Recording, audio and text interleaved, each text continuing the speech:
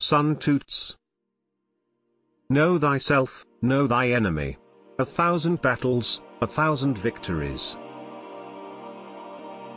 To know your enemy, you must become your enemy. Pretend inferiority and encourage his arrogance. If fighting is sure to result in victory, then you must fight, even though the ruler forbid it. If fighting will not result in victory, then you must not fight even at the ruler's bidding. Regard your soldiers as your children, and they will follow you into the deepest valleys. Look on them as your own beloved sons, and they will stand by you even unto death. A good commander is benevolent and unconcerned with fame. The opportunity to secure ourselves against defeat lies in our own hands, but the opportunity of defeating the enemy is provided by the enemy himself. It is only the enlightened ruler and the wise general who will use the highest intelligence of the army for the purposes of spying, and thereby they achieve great results. Supreme excellence consists in breaking the enemy's resistance without fighting. The art of war is of vital importance to the state. It is a matter of life and death, a road either to safety or to ruin. Hence it is a subject of inquiry which can on no account be neglected. In the practical art of war, the best thing of all is to take the enemy's country whole and intact. To shatter and destroy it is not so good. Now the reason the enlightened prince and the wise general conquer the enemy whenever they move and their achievements surpass those of ordinary men is foreknowledge.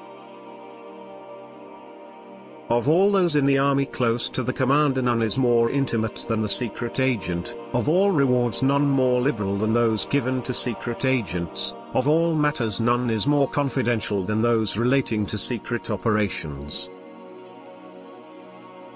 Victorious warriors win first and then go to war, while defeated warriors go to war first and then seek to win. Be extremely subtle, even to the point of formlessness. Be extremely mysterious, even to the point of soundlessness. Thereby you can be the director of the opponent's fate. All men can see these tactics whereby I conquer, but what none can see is the strategy out of which victory is evolved. To fight and conquer in all our battles is not supreme excellence. Supreme excellence consists in breaking the enemy's resistance without fighting.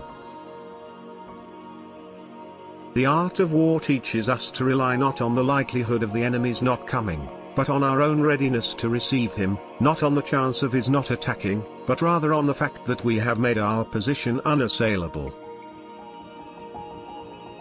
Secret operations are essential in war, upon them the army relies to make its every move.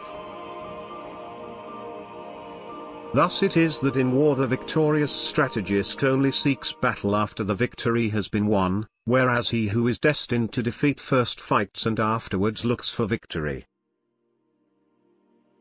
Prohibit the taking of omens, and do away with superstitious doubts.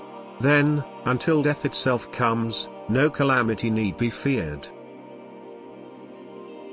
He will win whose army is animated by the same spirit throughout all its ranks. Balk the enemy's power, force him to reveal himself. Victory usually goes to the army who has better trained officers and men. It is essential to seek out enemy agents who have come to conduct espionage against you and to bribe them to serve you. Give them instructions and care for them. Thus doubled agents are recruited and used. The supreme art of war is to subdue the enemy without fighting. There is no instance of a nation benefiting from prolonged warfare. If your opponent is of choleric temper, irritate him. The general who advances without coveting fame and retreats without fearing disgrace, whose only thought is to protect his country and do good service for his sovereign, is the jewel of the kingdom. For to win 100 victories in 100 battles is not the acme of skill. To subdue the enemy without fighting is the acme of skill. There has never been a protracted war from which a country has benefited. Hence the saying, if you know the enemy and you know yourself, your victory will not stand in doubt. If you know heaven and you know earth, you may make your victory complete. Thus, what is of supreme importance in war is to attack the enemy's strategy. The good fighters of old first put themselves beyond the possibility of defeat, and then waited for an opportunity of defeating the enemy. When envoys are sent with compliments in their mouths, it is a sign that the enemy wishes for a truce.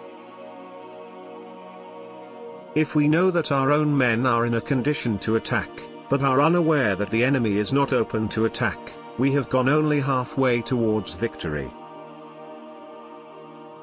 The enlightened ruler is heedful, and the good general full of caution. Hence that general is skillful in attack whose opponent does not know what to defend, and he is skillful in defense whose opponent does not know what to attack. The general who wins the battle makes many calculations in his temple before the battle is fought. The general who loses makes but few calculations beforehand. He who knows when he can fight and when he cannot, will be victorious. Confront them with annihilation, and they will then survive, plunge them into a deadly situation, and they will then live. When people fall into danger, they are then able to strive for victory. Motivational quotes, Sun Toots. If you find this video motivational, give it a thumbs up, and share it with your friends. For more videos like this, hit the subscribe button, and remember to hit the notification bell. Thank you for watching and listening. Please subscribe and comment.